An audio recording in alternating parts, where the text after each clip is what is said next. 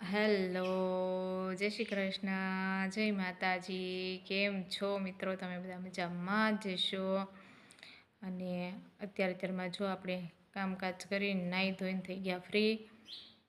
અને આજનું કાંઈક આવું જ મસ્ત ખુલ્લું છે વાતાવરણ. તો આપણે થોડીક દાળ કીધું ઘાર કરી ગયો તો દાળ દળવામાં કેવરાવે, તો આપણે દાળ નાખી દીધી છે મસ્ત તપવા તડકે. અને ગરમી તો હજી એટલી બધી છે એટલે એવું લાગે છે કે હજી વરસાદ આવશે. 2-3 દિવસ રોજ 3-4 વાગે ત્યાં મહારાજ આવી જાય છે, પણ ગરમી જોતા એવું લાગે છે કે હજી પણ મહારાજ આવશે એવું, કારણ કે ગરમી જેટલી છે કે રહેવાય નહીં એટલી. ને જો ચક્કા કેવો મસ્ત બેસી ગયું છે ચકલું થાંભલી પર.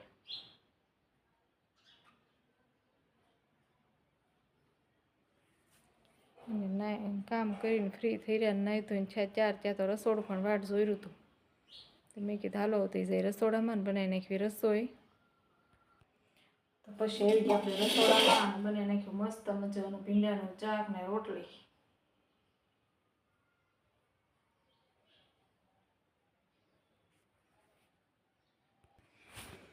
કારણ કે હજી 11-11:30 થાય છે તો પાછી ભૂખી એવી લાગી છે.